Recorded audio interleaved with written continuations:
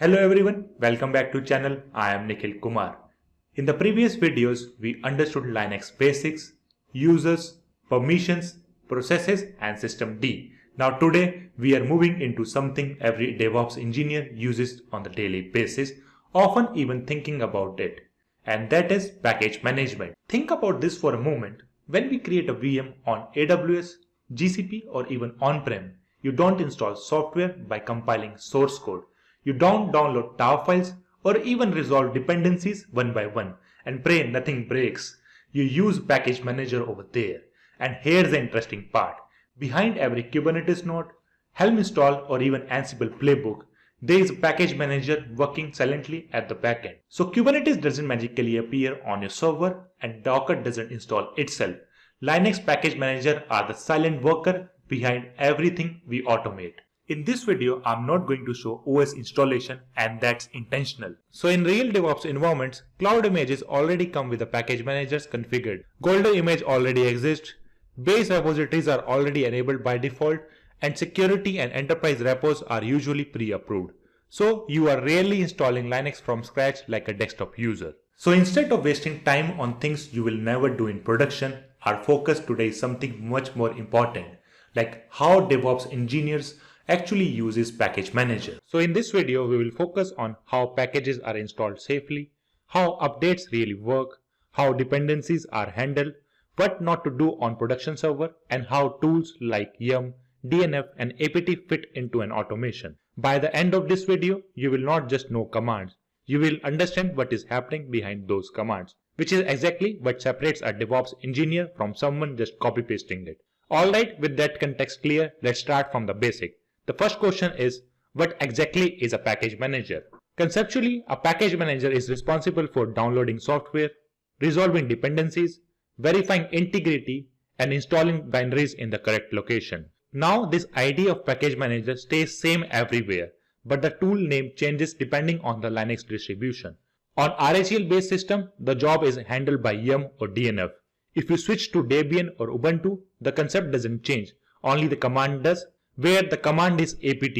And if you're working on SUSE, you will notice yet another command. Again, same responsibility but different names. So don't memorize command blindly. Understand what the package manager is doing underneath. So different distributions, different commands, but same philosophy, same problem being solved here. Now the next logical question, where does yum actually get software from? That is repositories. A repository is basically a remote location with metadata and signed packages. So when you run a yum install command, yum does not blindly install any software. It reads repository metadata, it verifies GPG signature, it resolves dependencies, it downloads packages from the trusted source, and at last it installs them in the standard path. This is exactly why package managers are trusted in the production environments. Now let's talk about something specific to RHEL. Unlike CentOS or Ubuntu, RHEL uses a subscription-based model. That means repositories are not open by default. The system must be registered. This is extremely common in the enterprises. So let me show you how this works on the terminal. So this is my RHEL machine. So if I show you cat etc os-release.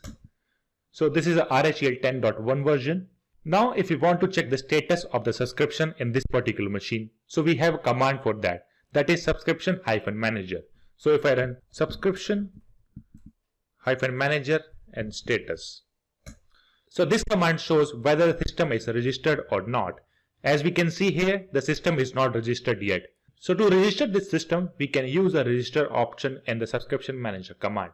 So if I run the same command but with the different option, that is register, if I hit enter, it asks for the RHEL ID. That is a Red Hat ID. So let me enter the ID here. And it's asking for the password. So let me enter it again. Now it's trying to fetch the required system information and the repositories. Now we can see the system got registered and we got an ID, and we can see the registered system name is master01. That is the host name of this particular machine. Now if we want to see the enabled repository in this, so we can use another option in the subscription manager command. That is subscription-manager repos-list. So this command shows which repositories are enabled in this particular subscription. So we can see there are multiple repositories under this particular subscription. If we scroll up, so we can see there are multiple repositories.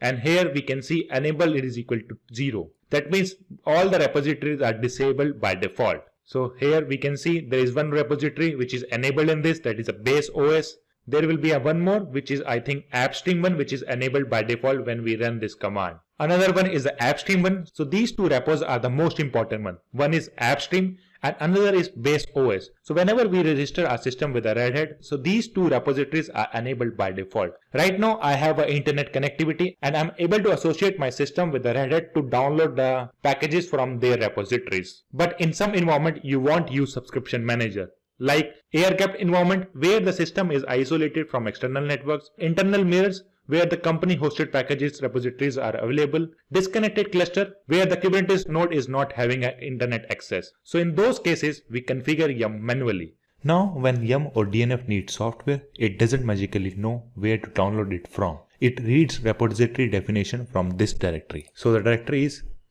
/etc/yum.repos.d. If I do ls here, so every file you see here represent one or more software resources. Some of these files were created automatically when the OS was installed. Other came from cloud images, vendors or the third-party tools. So if you see, I am using a GCP instance.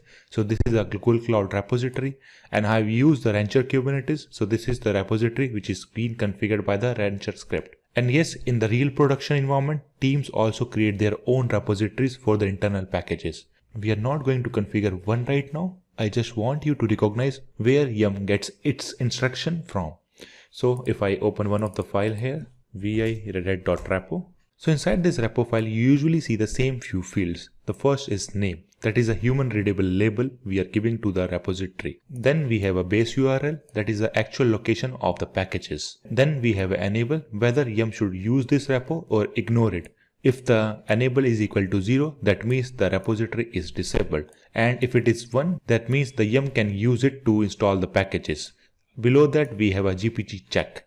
GPG check means like packages are cryptographically verified. So the same things follows here, like 0 means disabled and 1 is enabled. So you don't need to memorize this syntax. But when a package fails to install in production, this directory is one of the first places DevOps engineer check. Now that we know where packages come from, let's actually install one of them. Now let's look at the commands DevOps engineer actually use day to day. So first we make sure our package metadata is up to date. So for that we can use yum command, yum make cache.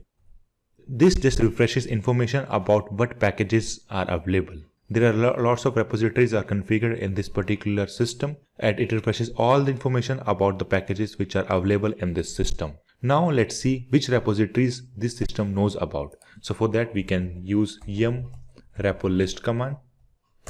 So this particular command lists out all the repository which is being enabled in this particular system. And if the package is missing, so here we can see there are lots of repository. Some are coming from the Google Cloud, some are coming from the Rancher, and some are coming from the subscription manager, which we just enabled. Now, if the package is missing, this is the first thing to check if the repository is enabled or not. So we can use this command to check the same. Now, before installing anything, we actually search for it. So for that, we can use a yum command as well. So yum search nginx. So this searches repositories metadata, not files on your system. So here we can see the nginx is available in the repository, so we can download it. Now let's install a package. So we can use yum install nginx.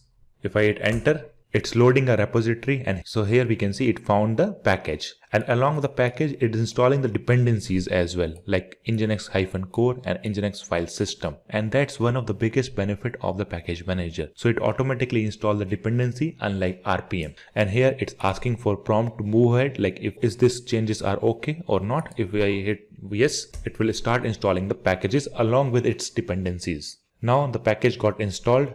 So if I verify it, so we can use which command, so which nginx, it gives us an absolute path of that particular command utility. Or if we use nginx-v, we can see the version of the nginx application. If you notice right now it asks for a prompt when we are running a yum install command. But if we are using a package manager with some automation script like Python or some another tool, so we can't give a prompt at the runtime. So in that case, we have an option in the yum command. So if we use yum install httpd -y. So -y means yes. So we are explicitly passing the yes in the CLI command itself. So in that case, so it will not ask for any prompt from the console itself. So right now it's already installed. So let me install another package. So instead of httpd, I will be installing tree. When I hit enter, it will auto confirms the prompt, and it's very useful in the automation as well. So if you see, it's loading a repository. Now it proceed with the installation without asking for the prompt, because we have passed the -y in the command itself. Now if we want to delete some package, so we can use a yum for the same as well. So for that we can use yum remove nginx. Now if you see, it's removing the nginx along with its unused dependencies, that is nginx core and nginx file system. And here as well, it's asking for yes or no. If I hit yes, it will proceed with the deletion of these packages, and we can see the nginx got removed. The same thing will follow here as well. Like if we give -y here, it will not wait for our response to give yes or no to proceed ahead. And it's very useful in the automation scenario. So installation and removal are straightforward, but updates are where real production discipline starts. So this section is very important, not because the command is complex, but because the impact can be. So in production, blind updates can break things you didn't even touch, like Kubernetes nodes, container runtimes, and network plugins. So that's why updates are never tested first in production. Always validate updates in a staging or test environment before touching any production environment. So before updating anything, we first inspect what would change. So for that we have a command. Let me go back to the terminal, and for that we can use a yum command. So yum check -update. So this command doesn't update any package. It simply shows what would be updated if we proceed. So if we see, these are the list of packages which are going to be updated when we run an update in this particular system. So DevOps engineer don't randomly run yum update -y command on production system. Updates are controlled by maintenance windows, version pinning, and automation and rollbacks, because stability matters more than being on the latest version. And this is the key point I want you to remember. Package management is not a one-time task. This is a continuous operational responsibility. And once you see it in that way, you will immediately notice something interesting. In real DevOps workflow, you rarely type yum install manually. When Ansible install packages, it's calling yum underneath. When Kubernetes bootstrap scripts run, yum is working silently in the background. So if you don't understand how yum works, you are basically automating something you don't fully control. And this is exactly why understanding these layers matter. Because when something breaks, you are going to debug on this layer, not the Kubernetes. And that brings us to one final clarification before we wrap up. You might be thinking, okay, this all makes sense for RHEL only. But what about Ubuntu or SUSE? That's a fair question. And the good news is nothing fundamentally changes. On Ubuntu, yum maps with apt. What we call repo list on RHEL, that becomes apt update in Ubuntu. And if we want to install some packages on Ubuntu or the Debian based system, install will remain same but with the apt install command. And if you're working with SUSE, you will see Zypper instead of yum or apt. So the idea remains same, like installing packages and managing repositories, but the command will change depending upon the Linux distro. So that means different commands but the same principle. Package manager are not exciting, but they are foundational. If you don't understand this layer, automation breaks, Kubernetes node fails, and debugging becomes guesswork. In the next video, we are moving into the Linux networking, that is a foundation for the Kubernetes networking. If you found this helpful, hit like, share it with your friends, subscribe for more content like this. Thanks for watching. I will see you in the next one.